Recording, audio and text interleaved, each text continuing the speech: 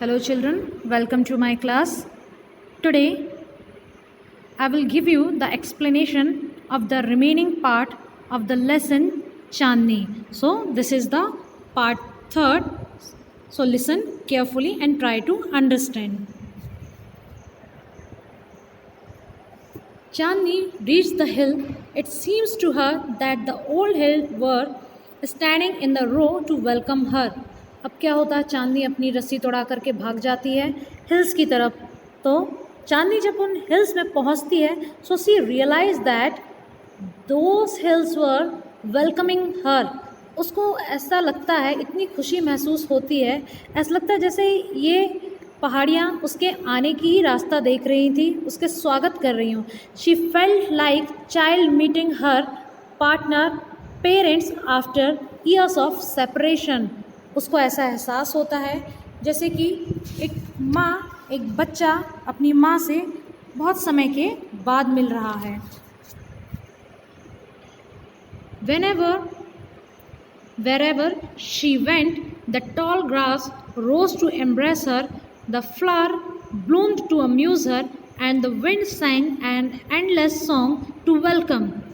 अब वो इतनी खुश रहती है कि उसे ऐसा लगता है कि उस पहाड़ की जो ऊंची ऊंची घास है वो उसको गले लगाना चाहती हैं. उसके आने से खुशी में फ्लावर्स खिल चुके हैं. Amuse her and the wind sang an endless song of her welcome. और ऐसा लगता है हवा उसके आने की खुशी में एक बहुत अच्छा गाना गा रही हो, गीत गा रही हो.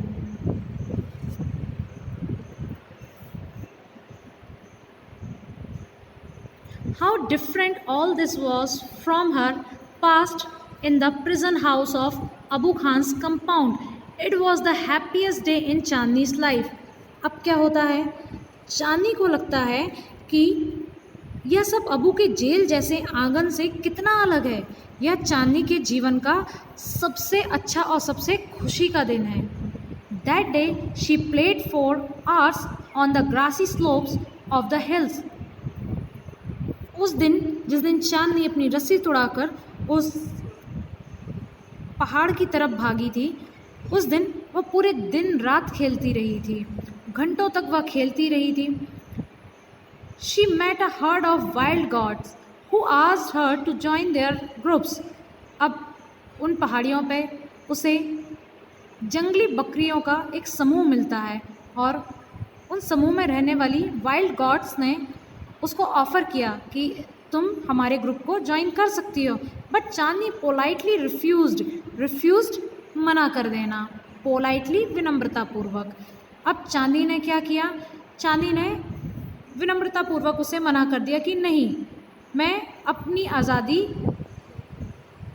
से यहाँ पर रहना चाहती हूँ और उसको एंजॉय करना चाहती हूँ.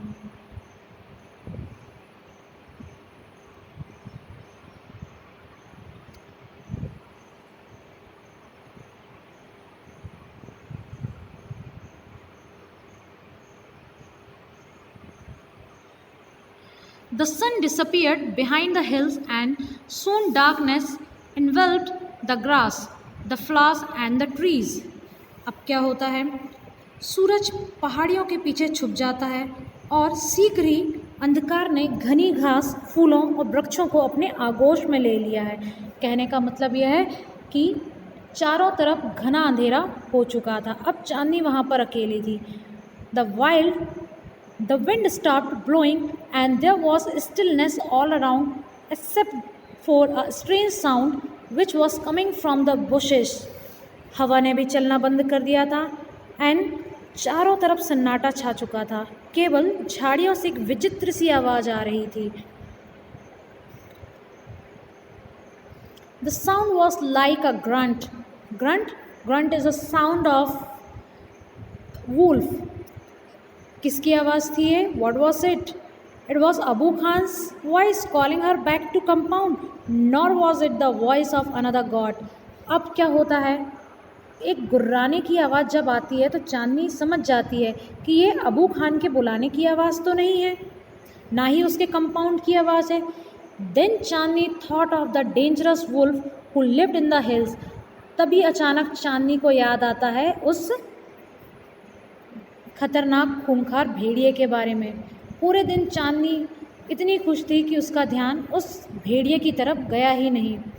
शी फेल्ट स्कैर्ड अफ्रेड, वो बहुत ज़्यादा डर जाती है।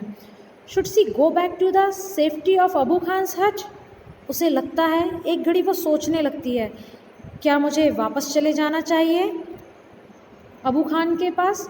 No, she said to herself, death in an open field is far better than life in a small hut. अब उसके दिमाग में क्या बात आती है कि नहीं, मैं वापस तो नहीं जाऊंगी, छोटी सी झोपड़ी में जीने से बेहतर है कि खुले मैदान में मर जाना, ऐसा उसने सोचा।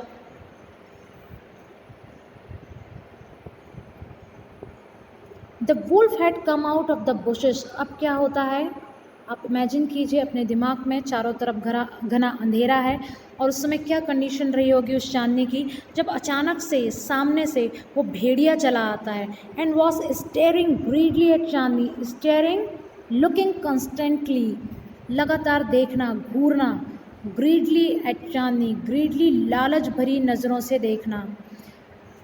His eyes were shining like burning coal in the darkness। अब चारों तरफ जब अंधेरा था और जब वो भेड़िया निकल कर आता है तो उस भेड़िए की आंखें इस तरीके से चमकती हुई दिखाई दे रही थी जैसे कि कोई जलता हुआ अंगारा हो। He seemed in no hurry।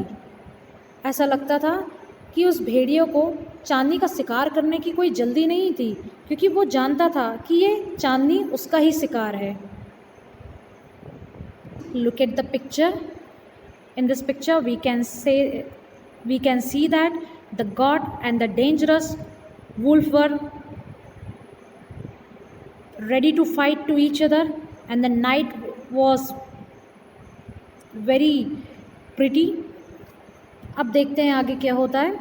The wolf and the god size up to each other। अब दोनों एक दूसरे से लड़ने के लिए बिल्कुल तैयार खड़े हैं। The wolf was big and ferocious, whereas the god, though healthy, was small, but small is not weak। भेड़िया और बकरी एक दूसरे की शक्ति का अंदाज़ा लगा रहे थे। भेड़िया जहाँ एक और बहुत विशाल और डरावना था, वहीं दूसरी ओर चांदनी स्वस्थ थी परंतु छोटी थी, लेकिन छोटा होना कमजोरी नहीं होती। Chandni stood firm on her legs, head slightly bent and horns jutting her. अब क्या होता, चांदनी अपने पिछले पैरों पर खड़ी हो जाती है, उसका सिर कुछ आगे की ओर झुका हुआ है और सींग बाहर बढ़े हुए हैं। इसका मतलब she was ready to fight with all her strength. वो पूरी ताकत से लड़ने के लिए तैयार थी। She was a picture of courage. वो साहस का एक प्रतीक जान पड़ रही है। She look like a brave soldier ready to fight a treacherous enemy. अब क्या होता है, ऐसा चांदनी को देख करके ऐसा लग रहा है जैसे कि वो अपने खूंखार और धोखेबाज शत्रु से लड़ने के लिए एक सोल्जर की तरह तैयार है। I must put up a good fight, Chandni thought. Success और failure is a matter of luck और चांदनी का यहाँ कहना है कि मैं अच्छी तरह मुकाबला करूँगी, सफलता और असफलता भाग्य का केवल एक संयोग मात्र है। Now let's move to the final part of this video. The fight began. It went on through the night. The moon, which had been watching the fight, began to grow pale and suddenly hid behind the clouds. अब जब लड़ाई चालू होती है और ये लड़ाई सारी रात चलती है, There was a moon who was watching all this scene। एक चांद था जो उस लड़ाई को देख रहा था। अचानक से वह बादलों के पीछे छिप गया, तारे भी एक एक करके छिपने लगे। The stars also began to disappear one by one. A faint light appeared in the east and morning call for prayer came from a distant mosque. अब क्या हुआ, एक मंद प्रकाश पूर्व से प्रकट होता है, मतलब एक रोशनी की किरण उनको दिखाई देती है, जो कि दूर की मस्जिद से नमाज की अजान की आवाज़ भी आती है। The first ray of the sun saw Chandni lying on the ground. अब जब दिन का उजाला होता है तब क्या देखने को मिलता है, कि चांदनी ज़मीन पर पड़ी हुई है। She was completely shocked in blood, वो खून से लथपथ थी। The wolf tired and sleepy, और जो भेड़िया था वो भी बहुत ज़्यादा थक चुका था। इसका मतलब साफ है कि चांदनी ने उसको पूरी तरीके से टक्कर दी थी। And was getting ready to devour her, अब वो चांदनी को खाने के लिए बिल्कुल तैयार था। An assembly of birds perched on the top of a tree nearby was debating the result of the fight. Perched. Perched means होता है बैठा हुआ होना, और यहाँ पर कौन बैठा हुआ था? एक बर्ड्स, जो पक्षियों का एक झुंड था, वो ऊपर से बैठ करके ये सारी लड़ाई को देखने के बाद आपस में डिबेट, बहस कर रहा था, चर्चा कर रहा था कि वास्तव में हु इज़ द विनर, कौन जीता। One of them asked the wolf, of course most of them said, सारे लोगों ने कहा कि कौन जीता? वुल्फ जीता, क्योंकि फाइनली उसने बकरी को हरा दिया और वो बकरी को खाने के लिए तैयार था। But a wise old world declaim with confidence, Chandni is the winner. क्या होता है? सबसे आखिरी में एक समझदार बूढ़ा पक्षी जो रहता है, उसने सभी के तर्क को नकारते हुए कहा कि नहीं, एट लास्ट चांदनी विजय रही, चांदनी ने ये जीता। क्यों? क्योंकि जिस समय चांदनी ने दृढ़ संकल्प, डिटर्मिनेशन के साथ ये तय कर लिया था कि उसे वुल्फ के साथ लड़ाई करनी है, उसकी जीत उसी समय तय हो गई थी। So students, here we sum up the story of Chandni. I hope you understand it fully. Thank you.